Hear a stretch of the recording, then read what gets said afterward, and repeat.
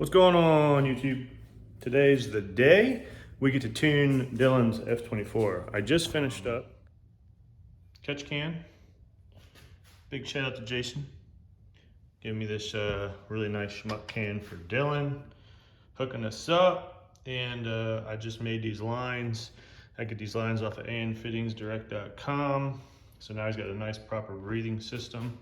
And then another thing I wanted to show you, all you S2000 guys, awesome drive shaft bolts from Bell Metrics. There's a post on the S2KI forums about these, but this is what's factory.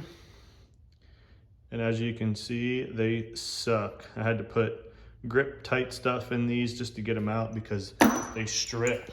But of course with this 12 point, you're not gonna strip. Much nicer bolts. Highly recommend getting a set of these for you stock drive shaft guys. All right, we're gonna throw the drive shaft in and we're gonna get this girl off jacks and we're gonna go tune. All right,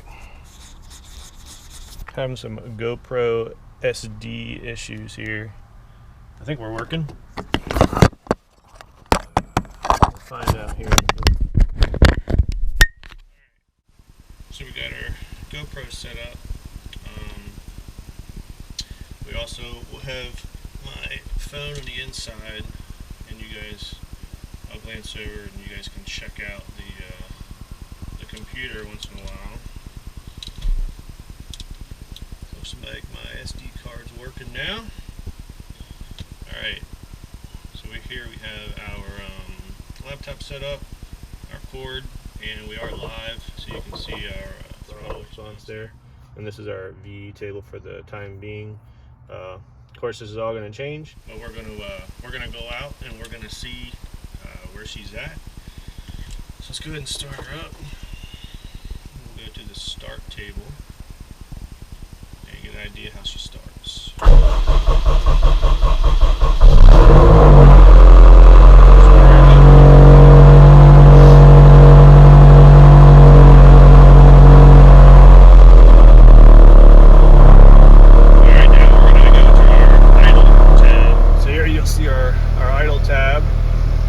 Values are going to be your base duty for your idle air control valve, and then actually this one is, and then this will be your target table.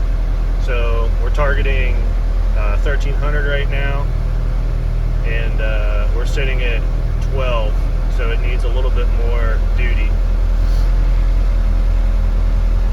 So what we'll do is we'll come in here to this, to our 1300 base, and we'll go up. And you see it raise the idle of the car.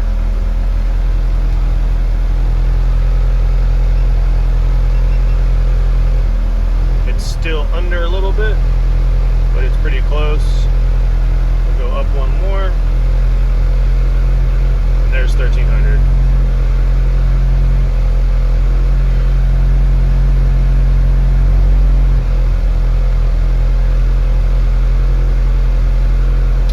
That's pretty much how it goes. We're going to follow this all the way down the scale and get all of our idle area smoothed out.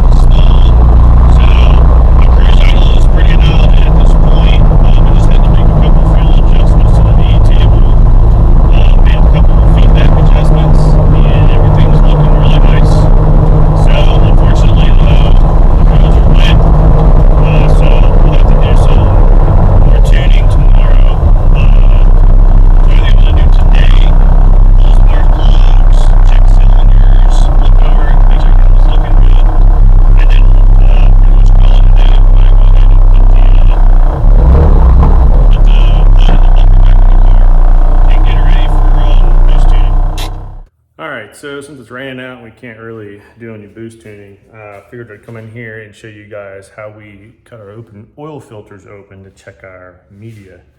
So let me set you up here really quick.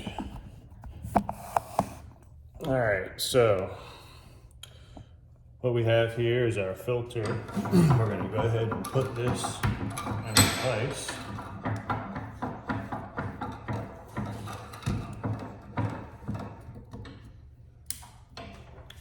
And then you get your oil filter cutter opener. So this is our opener here. I'm not really sure, forget where I got this, but you can find these online. I don't know if Amazon has them. I don't think I got this on Amazon because this is a really well-built piece. And it's got a little cutter here. And then, actually I might have got this on Amazon. But anyways, you guys check it out. It's got nice little bearings. It's a really well-built piece. So what you do is you put this on top of the filter and then you slowly turn it down. And all you do is make rotations, and as you slowly tighten this knob up, tightens the cutter up.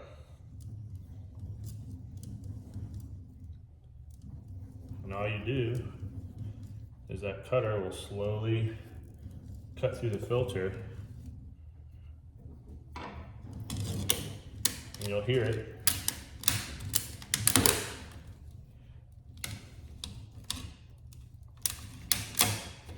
And she's open. That's how easy it is, guys. I like to keep this somewhat clean. And then boom. There's your lid. And here's your media guy. Pretty cool, huh? It also gives you an idea on how your stuff is built. And what I usually do is have something over here to catch this. Let me go grab something so I don't get oil everywhere. You can see my oil pan up here. And what you're gonna do is you're gonna take this out.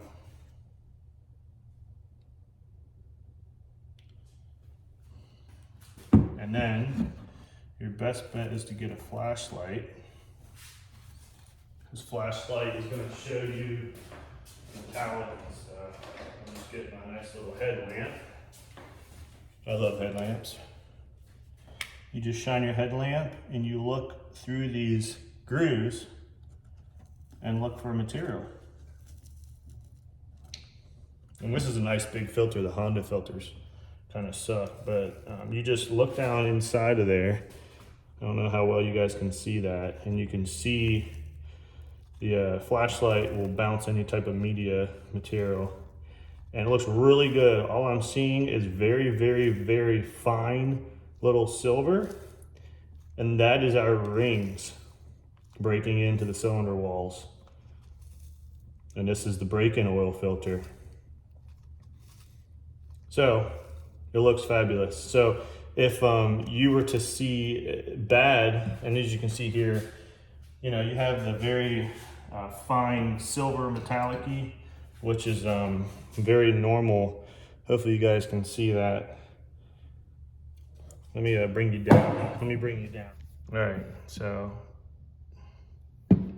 you can see that it's got the very fine metallic, and that's 100% normal for your first engine break-in. Again, a lot of that. And also what I'll do is I'll slowly pour it out and just kind of look how it looks.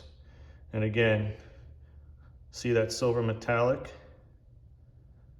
That's all that ring break-in. But as you can see in the bottom here, we have no chunks of material, okay? If you had bearing problems, you would see large chunks of bearing material.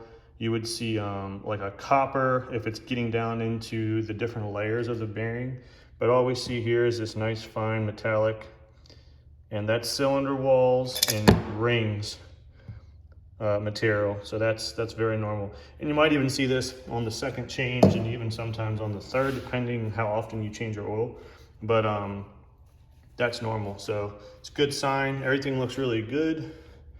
What you can also do is, after your initial ring break-in, is do compression test and see where your numbers are at. And then you can do another compression test, you know, like a couple weeks later after a couple more runs and see if your compression raises, stays the same. Just kind of give you an idea. So what I do with my motor is I do compression tests pretty often, and it's a good general rule to see how healthy the motor is and where your rings are at. Also, it tells you if your valves are getting tweaked or you're losing some type of valve seal. So it's just good maintenance to keep up on the compression test. So I got a clean shop. I guess I'll show you guys around the garage a little bit. So check out those cabinets. So big shout out to my dad. He's actually a custom kitchen builder. And when we were moving in here, I said, you know, I'm gonna want some cabinets eventually. So he hooked me up with these. Tons of room. Here's all my detail stuff. I used to do a lot of detailing back in the day, so I still have all my stuff. One day my cars will get some attention. These guys are my drawers. Got more down here. More storage here, and then this is where a lot of my stuff that I use kind of regularly. And then this really nice bench. I thought about maybe putting some type of top down. Obviously it's going to get oil stained and stuff from working, but you know, it is what it is. But again, big shout out to Dad, Madison Kitchens. If you guys are local and you're interested in anything, shoot me a message. He makes really awesome stuff. So, and he watches the channel. So thanks, Dad. Here's my toolbox. I've had this, well, 12, 14 years now. It was actually my dad's old toolbox. He ended up getting upgrading and gave me his old toolbox. And I'm already outgrowing it because, well, yeah, as you can see, it's very full. So I might need to get some more toolbox storage eventually, but it works for me right now. There's Old Glory, my brooms, my tire rack that I got, and then cherry picker, which is gonna go back to the other garage. I have another storage garage that I'll take that back. And then here's my old bench that I used to have. This is how I worked on stuff. Not much room. Right now it's kind of a secondary bench. My dad's gonna make another big table bench over here, same kind of style as this, but it'll be over here. So this guy will get probably retired or sold. And then you guys have to have, of course, the garage mini fridge. Those aren't my beers, by the way. Pretty sure they're my brother-in-law's. But water, Gatorade, and we keep the wine out here too. But yeah, not a big beer drinker. I used to drink, I still drink when friends come over and stuff, but just not a big alcohol guy. So that's pretty much it, man. That's the garage. Maybe one day I'll do something with the ground, maybe get a seal in or something. I don't know. It's not on the priority list right now. Priority list right now is getting the cars ready for next year. And I think I might do some better lighting. So right now all I got is these two Amazon LED guys. I want to get some like tube lighting going around the garage. I gotta get something, and also it's pretty dark over by my work area, so I need to get some lights up inside of there. So, but that's a little mini tour of the garage. Alright, so we're back out. I got the hood on. I was back to get the bumper, but we got a little bit of dry patch of road up here, so we're gonna do a third gear hit and get into some boost and start tuning this.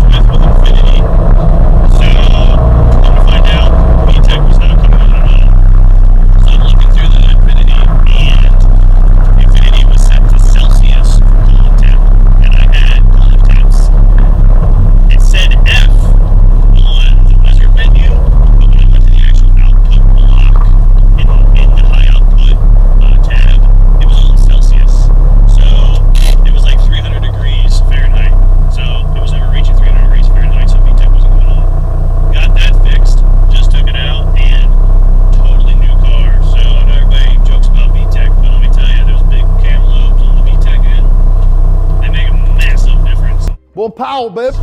So VTEC's working now. Of course, I had to adjust a lot of fuel for that. And on 10 pounds, it's cooking pretty good.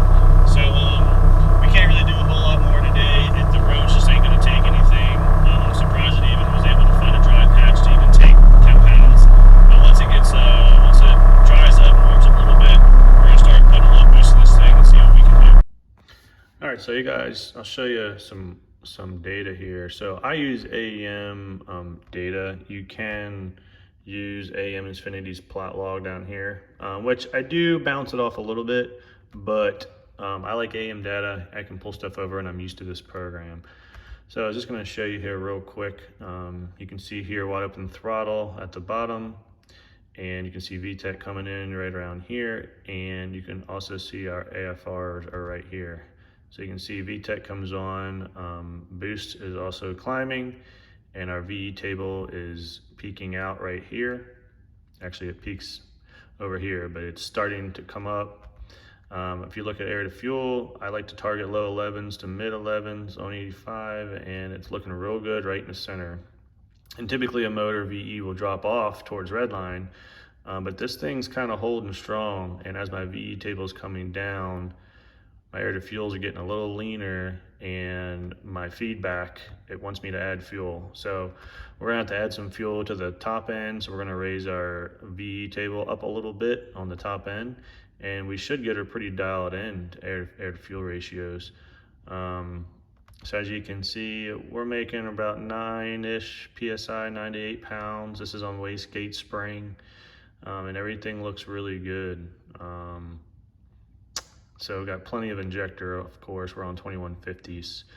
I also bring a lot more other stuff. This is just stuff I wanted to show you guys, but I bring over oil pressure, fuel pressures, all the feedbacks, and this is all the channels you can bring over. It's a ton of channels. So, but this is basically what I do. I do logs, I come back, I look at my stuff, I go back into the tune, and I make my adjustments. So I already made these adjustments. So we'll reload it back into the car and we'll go back out. But this is the tuner's life. You get to stare at these graphs all the time. So just a little insight into tuning. So I've been working on the idle and the air to fuel ratio, and check it out. I mean, we're idling at stoic and we're idling at 9,950. And this is on 2150s right now. I mean, it's idling really nice, really responsive. No surging issues, no nothing. So we're dialing her in here, and it's looking real good. I mean, it's idling, you know, targeting 15, and it's idling right around there. I mean, it's pretty impressive with these 2150s from FIC on 85. I think our base fuel pressure, I set it at 45. So idle's really good. So as soon as the weather clears up, we can actually go to back in Dylan's car. We got dry roads finally, so we're gonna do some pulls and get the boost controller dialed in and get the air to fuels all dialed in. We're gonna do a first third gear pull here.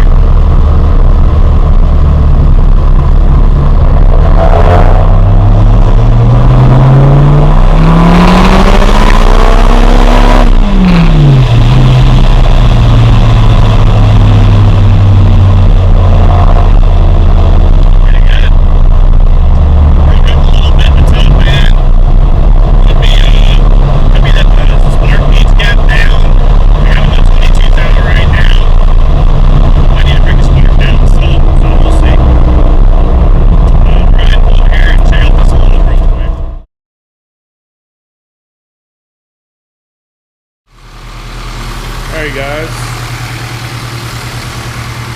so Dylan's car is finished. Final product here.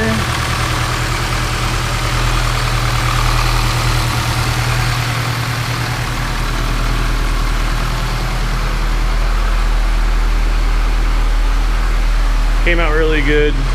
He has a couple other small things he's got to do.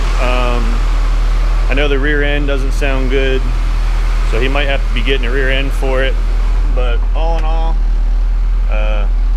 it came out really nice. It idles super smooth. So we're gonna go out here, turn the boost up a hair, see if we can get some data to put on our virtual dyno, which I don't know if we're gonna be able to because it does tend to spin the tires and the boost comes in. But we're gonna try and see, and that's pretty much gonna be it for Dylan's car. I think he's gonna be really happy with it. It's a pretty spicy car. I mean, even on 12-13 pounds on this 62-66, the 2.4s really come on strong and they're pretty torquey. So he's gonna be happy with the car. So as soon as he gets a solid rear end in this thing and some tires, it's gonna move. So let's go out here, do our last pull, and we'll put this girl away until Dylan comes and gets her.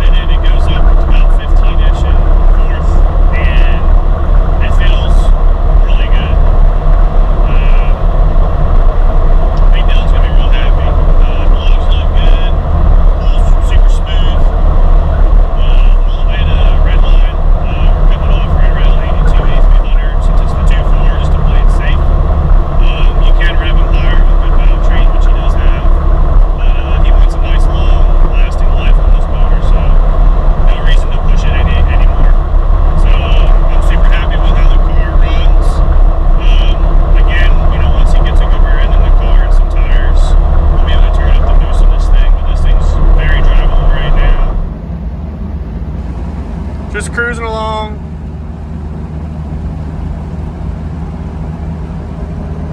Cruise is real nice. He is having a little bit of hot start issues. The S2000s have a little bit of an issue with factory grounds after a long time they get corroded. So I did tell him you might want to do the 3 big wire mod, which is basically replacing your grounds with better cables and replacing your power wires with better cables. So once he gets that done, the hot start problem should go away.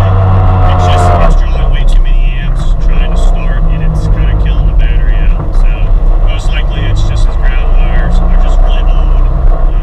So once he gets that, it should be good to go. But we're gonna do a little second gear, second, third, fourth right here.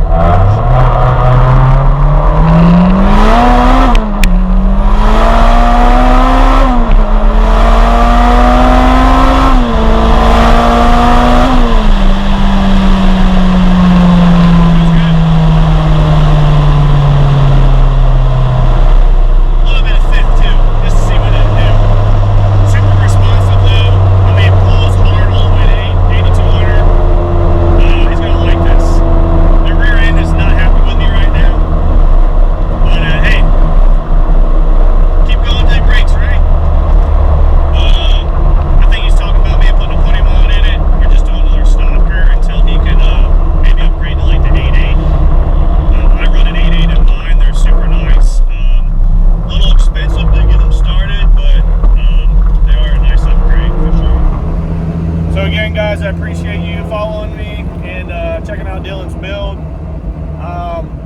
Now it's time to get my car ready. It is back, so wait for the new video, the new exhaust of the car, and we're going to start testing the new car. So again guys, comment, like, and subscribe. I appreciate the support. I'll catch you guys later.